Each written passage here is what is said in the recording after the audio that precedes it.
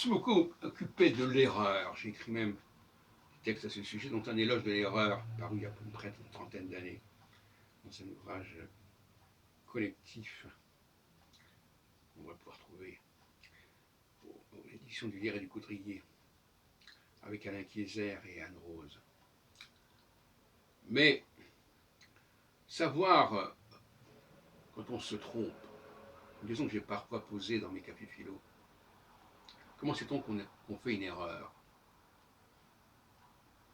Pour la plupart des gens, on fait une erreur quand on vous signale que vous avez fait une erreur, ou quand on s'aperçoit des conséquences de cette erreur.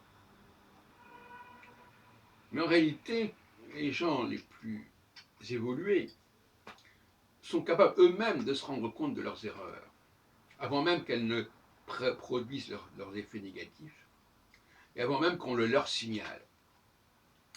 Alors maintenant, prenons le cas de ces personnes qui ne sont pas capables de s'auto-corriger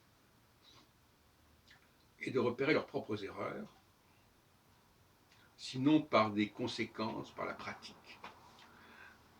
C'est une façon un petit peu élémentaire de prendre conscience de ses erreurs.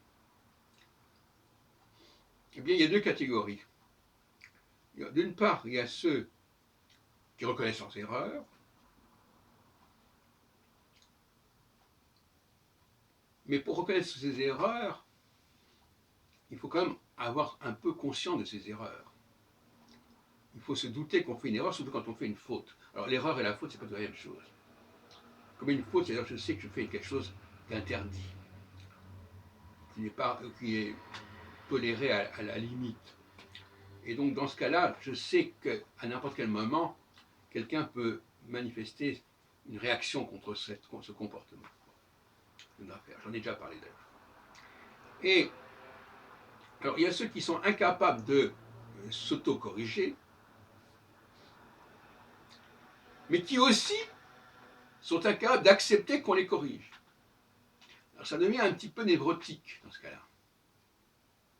Personne ne sait pas empêcher qu'elle fasse des erreurs, mais elle ne supporte pas non plus qu'on le lui fasse remarquer. Ça, c'est pénible.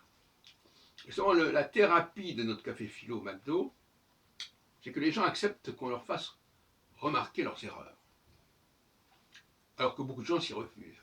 Et donc, c'est une très bonne thérapie.